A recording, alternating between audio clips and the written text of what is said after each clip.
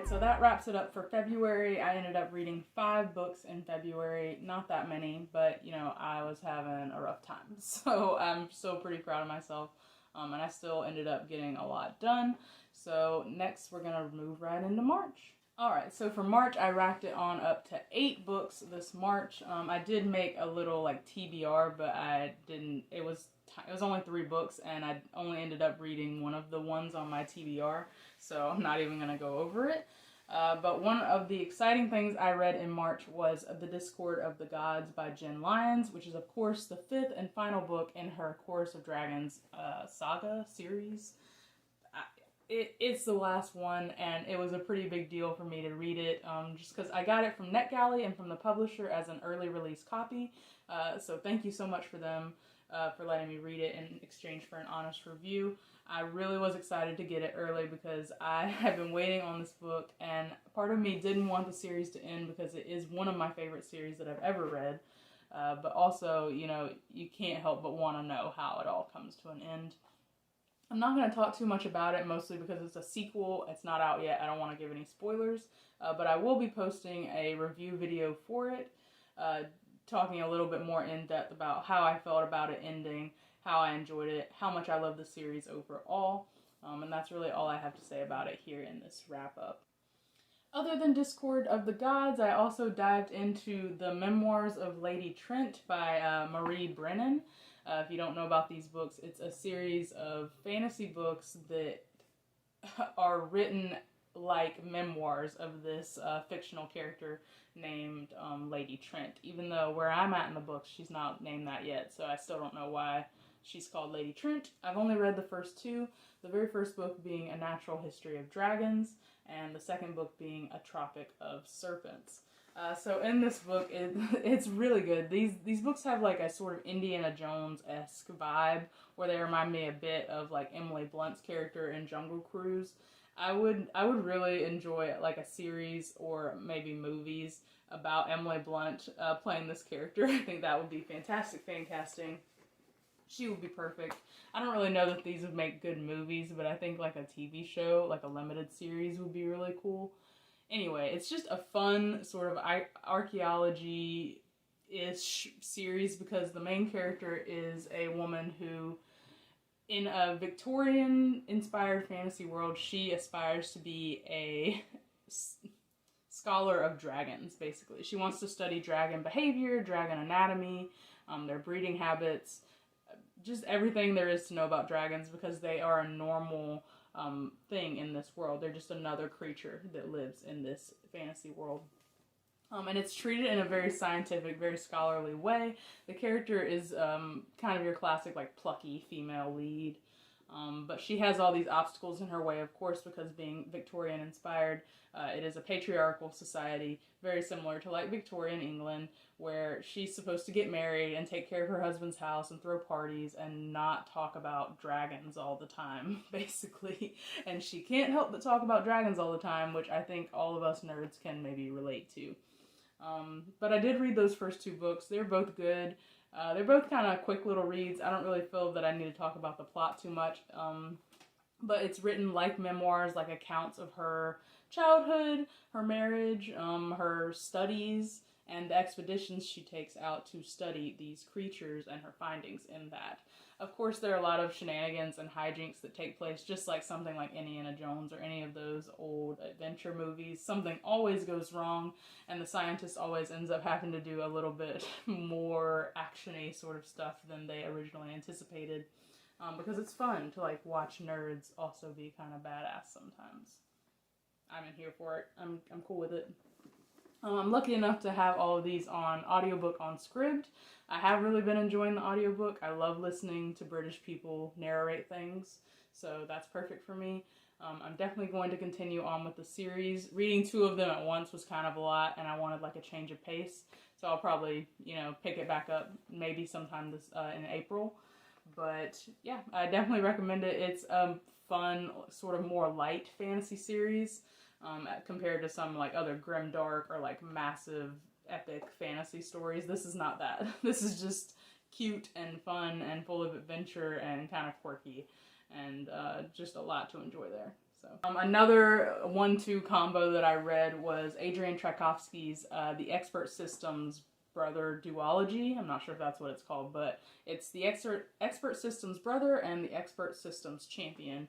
So those are 2 novellas. They are very short, and unfortunately I did not like them that much. I read them back to back, and while I have been a huge fan of Adrian Tchaikovsky's work so far, this is definitely the thing that I've read from him that I like the least. And because something really strange about it is that they're so bland. Like, the whole thing, the story, the world building, and especially the characters are very bland, which is not on brand for Adrian Tchaikovsky. He is inventive and strange and just a really refreshing and odd voice in sci-fi right now, and so I didn't expect to get something so meh from him. Don't take it the wrong way, I didn't hate these books. I obviously read both of them, finished both of them, mostly because they were short and I read them on audiobook, but they were definitely a disappointment when compared to Tchaikovsky's other works. The very first one, The Expert Systems Brother, is about this fantasy world where the communities live in very small groups of villages, and they're just sort of simple. There's not a lot of travel or trade, very minimal in that way. And our main character is sort of outcast from the village, almost by accident. I don't want to give much away, but he hasn't done anything wrong, but he is being punished all the same. And because of this, he has to leave his family, live the only home he's ever known, and sort of go like wandering the wilderness, fending for himself outside of a community. And until he finds a community of other outcasts just like him, and it kind of leads to this whole headway thing of sort of examining the system of the fantasy world in which they live and the way it runs and the people that run it. That being said, it's just kind of boring. And the main character is super bland. To me, he doesn't have much personality at all, which was disappointing, and I wasn't into it. The second book follows the same character, but it has a significant time jump. I believe it's a 10-year time jump from the Expert Systems Brother to the Expert Systems Champion. And the time jump does it some favors. I think I liked the second book more than the first one. Just because in general, like the plot, especially, and a lot of the elements have a more Adrian Tchaikovsky feel. There are strange creatures, there's a lot more like insect anatomy sort of stuff, which is of course things that Tchaikovsky loves to play with. It just had a lot more elements that made it feel like a Tchaikovsky book. However, it still had a lot of the same problems. Like I said, it was about the same character who continued to be bland. It has a sibling relationship, which I'm usually a total sucker for, but the main character and his sister are both bland. Like, they lack personality, so I don't care that much about their relationship or the plot of it, outside of the fact that they love each other and they will pretty much do anything to protect each other. That's basically the sister's entire personality, which is fine and good, I normally like that in a sibling relationship. I just don't care for them as individuals. And I would say that the second book is more action heavy. There's this sort of conflict that is very unusual in this world. This is a very peaceful, like I said, simple world that doesn't have a lot of conflict until it's sort of introduced into it in this second book after the time jump. So it is a little more action heavy. I would say I like the second one better than the first, but I didn't really care for this duology in general. So it's kind of weird. It's maybe not fair to hold Tchaikovsky up against his own work, but you just come to expect certain things from an author, and this was a letdown. Changing gears a little bit, towards the end of the month, I started reading, I read 2 gay teen romances, pretty much. The first of which being If This Gets Out, which was co-authored by Sophie Gonzales and Cale Dietrich, I believe is how you say the name. I was really excited to read more by Cale Dietrich because they have a book called The Friend Scheme that I was very interested in, but it's not currently available on Scribd. So I read If This Gets Out instead. And I was a little not sure about it to begin with, because the synopsis basically is that these it's about a boy band, very One Direction, Justin Bieber-esque, or I guess not really Justin Bieber, but like NSYNC, One Direction-esque. And one of the members is gay, but he's closeted because he's in this boy band, right? So a big draw of the boy band's mythos is that they're for mostly teenage girls to kind of lust over and fall in love with, and like imaginary boyfriends sort of thing. So of course he's closeted. He's being forced to be closeted by the production studio and the recording, like the record label that they're with. So he's kind of being forced into the closet, and he's best friends with his 3 other bandmates, and he sort of strikes up this romance with one of his longtime friends. So there's a friend to lover element to this. There's also a bisexual main character. So there's a lot to love about this book. The premise sounded a little silly to me at first, but I was just like, that also sounds super cute, right? And it was super cute. It's kind of the conclusion that I come to for this book. It was fun and exactly as advertised. I'd say one of the biggest surprises about it is how much it really focuses on the injustice and the exploitation of these like big record labels and all the people involved in that can have on child and teen stars. They're exploited, they're abused, they're controlled and manipulated. It really digs into that. Like, this book looks like lighthearted, and to a certain extent it is lighthearted, but it dug into that way more than I expected it to, and in a good way. Like, I thought it was handled well. Some parts of it were a little unrealistic, but that's to be expected with this genre. I didn't mind it. Overall, I really enjoyed it. I don't have much more to say other than just that bi main character and a gay main character, male-male relationship, friends to lovers, boy band shenanigans. It was fun. And actually there's another book with a very similar premise coming out next month by the same author of Darius the Great Is Not Okay, a book that I am absolutely in love with. So I'm interested to get my hands on that one. I believe it's called Kiss and Tell. I want to kind of compare and contrast these two in a sort of see who did it better kind of thing. But I hope that they're both really enjoyable, because we need more stories like this. It was fun, it was cute, and it was really, really gay. The next little teen YA gay romance that I read was called All That's Left in the World, and that was a new release that came out this month. It's by Erik J. Brown, and it was actually a post-apocalyptic book, which I have not read in a very long time. I was really into post-apocalyptic books back when all of that first kind of became really popular when I was a teenager. I read a lot of them back then, a lot of zombie stories and just other apocalyptic fiction in general. But I did get burnt out on it. I feel like maybe we all got burnt out on it. And then with the pandemic, of course, it's not really been what I've been looking for. And this is, in fact, a post-viral apocalypse story. So it is about a sickness, a pandemic that wiped out most of the population of the United States and the entire Earth overall.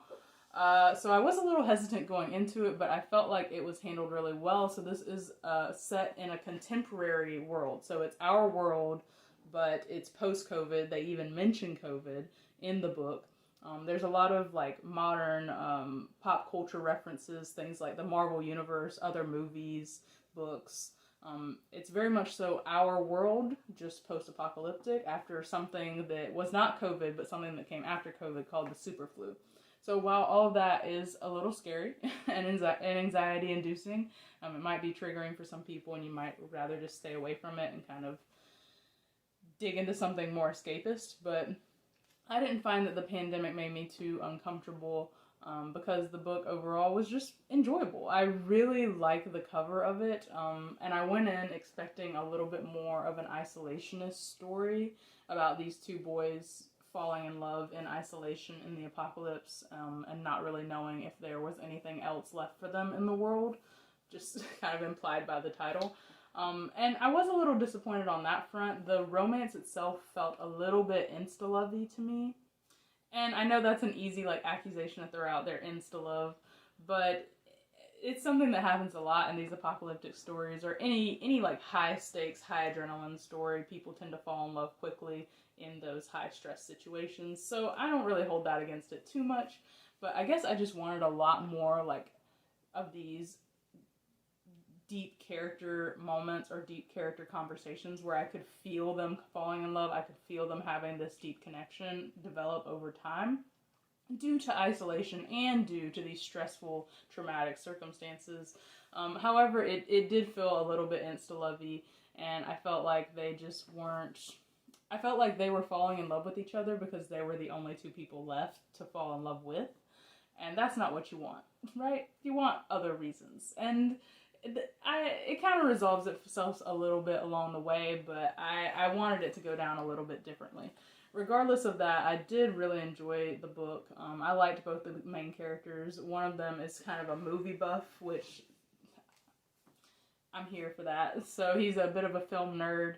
And then the other one is a bisexual main character who's sort of questioning and figuring all of that out throughout the course of the book. So it's a little bit of a slow burn romance, as you would expect. It's got all the typical, like, YA issues where, there's miscommunication or they're just not communicating well because they're teenagers, basically, and they're not sure of their emotions. And it also has a little bit of a journey bit, too. When I first saw it, I expected them to be holed up in, like, this one location together, falling in love. But, it actually involves a lot more traveling than I expected. So there's a journey element here as well. And the whole thing has a happy ending, or at least as much of a happy ending as a post-apocalyptic book can. So I enjoyed it. I love the cover. I would definitely be interested to read more from this author, because I think it's something he might just get better with time. So I highly recommend both If This Gets Out and All That's Left in the World if you're looking for just like a cozy, gay YA book. Enjoy it. And the very last book that I read in the month of March was totally unexpected. As you guys know, I don't read very much nonfiction, which is to say I read almost no nonfiction at all. Last year in 2021, I believe I read 2 nonfiction books towards the beginning of the year. And here we are again, kind of repeating that same pattern. I ended up picking up Girls Can Kiss Now, a series of essays by Gutowitz, I believe is how you say her last name. And guys, I totally loved it. It was on audiobook and it was amazing. Like, it was kind of tailor-made for me, right? So the author, Jill, she was born in 1991. I was born in 1995. We're very close in age in that way. And she's just talking about all of these 90s, early 2000s pop culture references that are hitting me just right in the gut every time. And she's also a lesbian who discovered her lesbianism sort of late in her early in her 20s. I just have a lot to relate to with her on all of those fronts, and I really enjoyed her humor. That's her main thing, is she's a humorist and a writer of pop culture.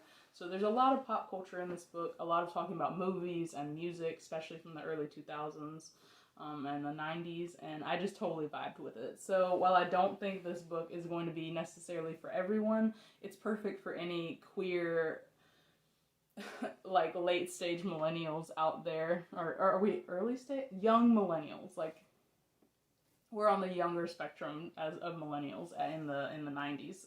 So it's perfect for anyone out there that's like a queer young millennial who loved movies and pop culture from the early 2000s and is sort of looking for that nostalgia and really enjoys this kind of humor that comes with that nostalgia. I loved it. The cover is gorgeous. The humor is good. But it also has these really honest moments from Jill where she talks about her own experiences with homophobia, internalized homophobia, sexual assault. So trigger warnings for all of those things, especially detailed sexual assault, detailed abusive relationships.